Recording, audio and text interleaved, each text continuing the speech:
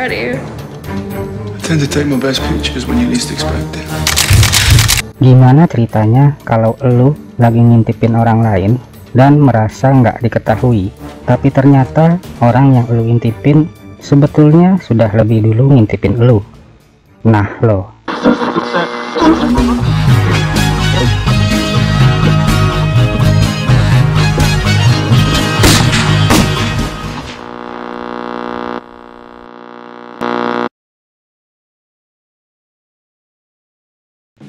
The voyeur adalah definisi umum dari kalimat yang saya sebutkan tadi.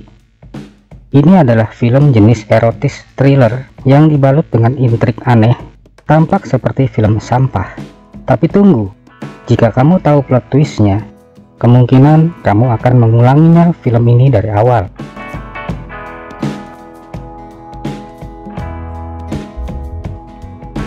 Film ditulis dan disutradarai oleh Michael Mohan, dan film dibintangi oleh Sydney Sweeney sebagai Pippa, Justice Smith sebagai Thomas, Ben Hardy sebagai Seb, Natasha Liu Bordizzo sebagai Julia.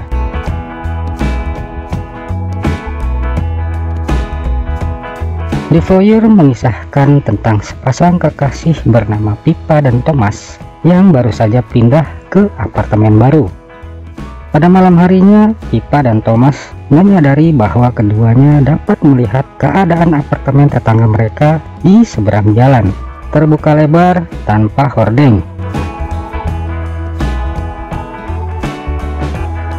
Awalnya mereka menonton apa yang terjadi dengan tetangga mereka itu hanyalah iseng belaka. Namun makin terobsesi ketika Pippa yang sedang memuncak gairah masa mudanya tidak mendapatkan sentuhan manis dari Thomas. Lah, bayangin aja, udah pakai lingerie kayak gitu, si Thomas malah bobo cantik. Pasalnya kehidupan seksual tetangga seberang jalan itu juga diperlihatkan dengan sangat jelas. Dari gaya misionaris, gaya monyet panjat pohon, sampai gaya anjing kencing. Pippa makin terobsesi pas tahu Thomas punya cara mendengarkan apa yang tetangga mereka bicarakan melalui mikrofon tembak jarak jauh. Wow, udah kayak film agent CIA aja ya. Ya, tampak mustahil, tapi ini hanyalah film drama erotis seru. Ya, sikat. Lanjut nonton, bro. Aktivitas mengintip mereka makin cihui ketika Pippa dan Thomas meramu cinta di sofa sambil meneropong kegiatan bercocok tanam tetangganya. Tanpa disadari, Pippa merasakan bahwa Thomas nggak bisa mempertahankan genjotannya. Ya, sebentar aja udah bleberan. Padahal menjauh di sana, si tetangga masih asik bermain-main dengan nafsu alamiahnya yang Tuhan berikan. Pippa dan Thomas awalnya merasa bersalah ketika akhirnya kedua tetangga tersebut terlibat cekcok karena perselingkuhan. Merasa ikut campur meskipun secara tidak langsung, tapi apa boleh buat. Mengintip hal yang menyenangkan membuat Pippa semakin bergairah meskipun tidak pada Thomas.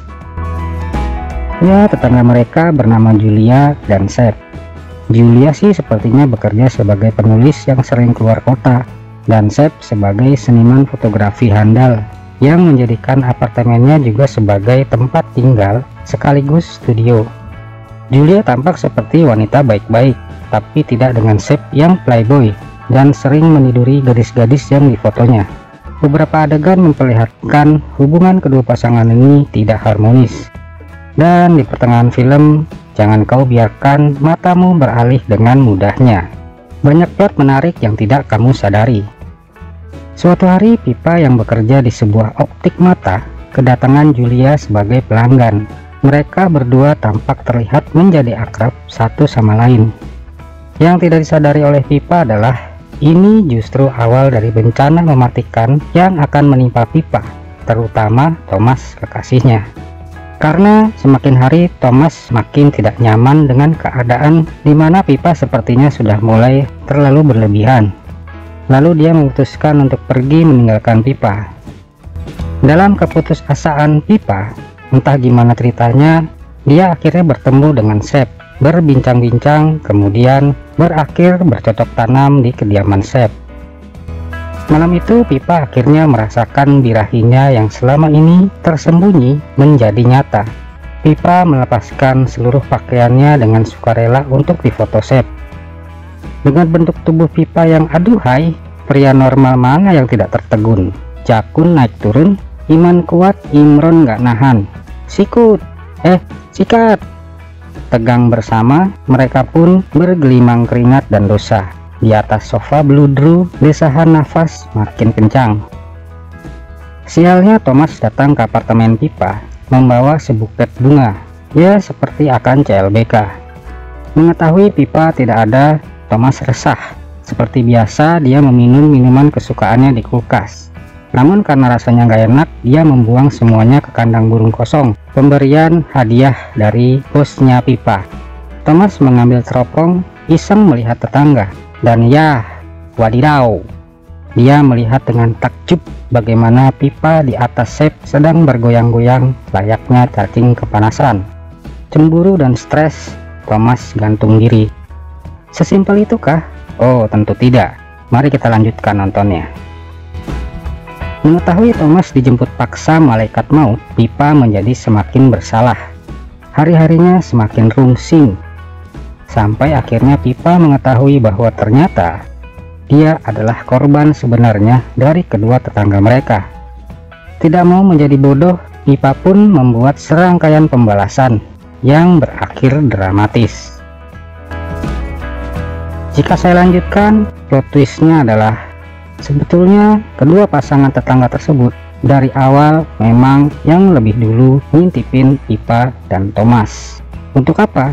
Untuk keuntungan dalam sisi seni yang akan dijual ke seluruh dunia. Film ini adalah gambaran sebenarnya dari sebuah definisi. Jangan pernah urusi kehidupan orang lain, urusi saja kehidupanmu sendiri. Semakin kamu ikut campur dalam kehidupan orang lain yang tidak kamu ketahui kebenarannya yang sebenarnya, bisa jadi kamu akan berakhir seperti emak-emak nuduh tetangganya ngepet dan berakhir di hotel Prodeo.